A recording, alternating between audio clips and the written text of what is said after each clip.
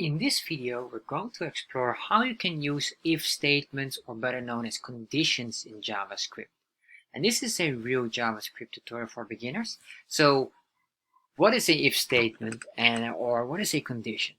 Well, let's explore that. But before that, let me tell you something else. If you want to learn about Chart.JS, check out my Udemy course in the description box. In there you can find a link directing you to the Chart.JS course, learning you all about the Chart.js topic.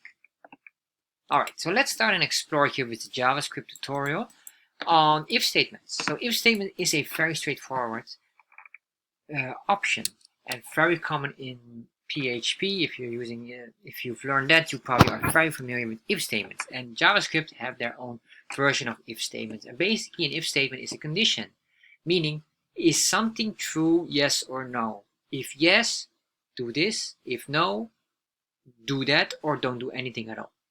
So for example here, let's create an if statement here. To do that, we type in if, and in here we can say any statement here. So if, let's say, let's create a variable first, or a constant. If constant sales equals 100.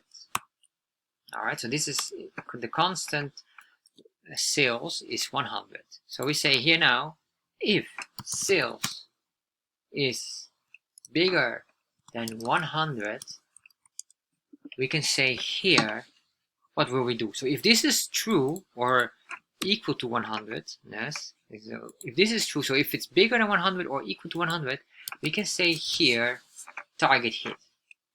So we can say here, we can do a console log. I will use console log most of the time here. You say here text target hit, meaning that they achieve the target. So let's save this, and once we save it and refresh and open up our the developer tab, and you can see here in the console we get the message target hit. All right. So if we remove the equal sign, just only say if sales is bigger than, remember this symbol here means bigger, pointing to the number here. Where it is pointing to, it means that this is bigger than that. So if sales is bigger than 100, we will show target hit. Now you can see there is no target hit. So if we make this now 101, refresh, target has been hit. Nice. So now we hit our target again. So this is how we can play around with this. And of course we have more other options. Else, we can do, for example, an else statement. So this means that if it's true, do this. If it's not true, do that. Because what we just did only with if this is true, show this. And if it's not true, if this was not true, don't show anything or don't do anything at all. So this will only be activated the moment the condition here that we created is true. So now what we do is the following. If the condition is not true, we want to show something else. For example here, we'll say, let's remove that. We say here, console.log, and we say target failed or something like that. We did not achieve we did not hit our target, so target failed. Now this is fine, 100, alright. So if we do this now at 99, save this and refresh, target failed. So what we can do more is we can do another condition here as well. So for example, we have this, but maybe we say, well, if it is 100, we can say on spot or spot on, target surpassed, let's say target surpassed, and then we can say here if, and then we do another if statement basically. If sales equals, yes, and equals is with double or triple.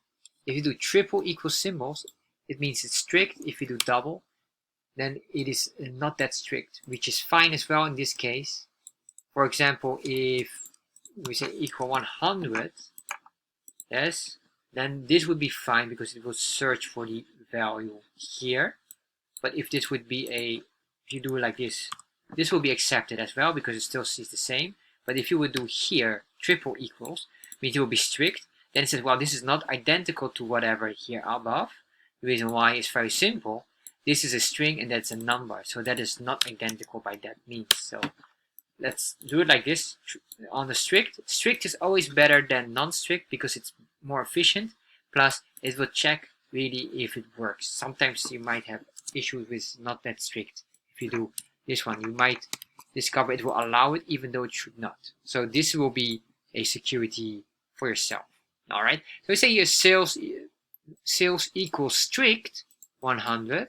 If that's the case, then we say spot on,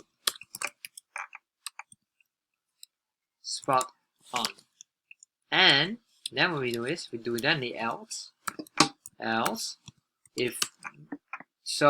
if this is not true, if this condition is not true, and if this condition is also not true, show this by default.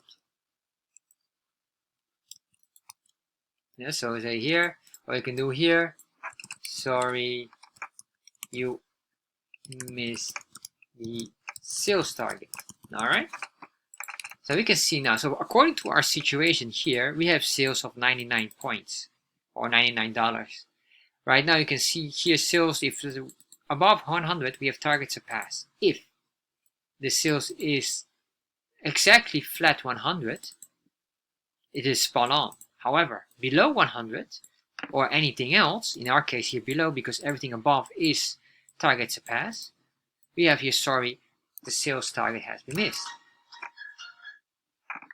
So let's start and refresh here, and you can see now the following. You can see here, sorry, you missed the sales target, which is exactly spot on, or which is correct because right now we have 99. So what if we do this to 100 here? Let's save this. Refresh, and now you can see here spot on. So because we have this strict, let's start to do this. We say we are now a string of 100, not a number 100. Without the quotations, it is a number. So if we save this, now you can see here, while we have a value of 100, but it says, sorry, you missed the sales target. Why?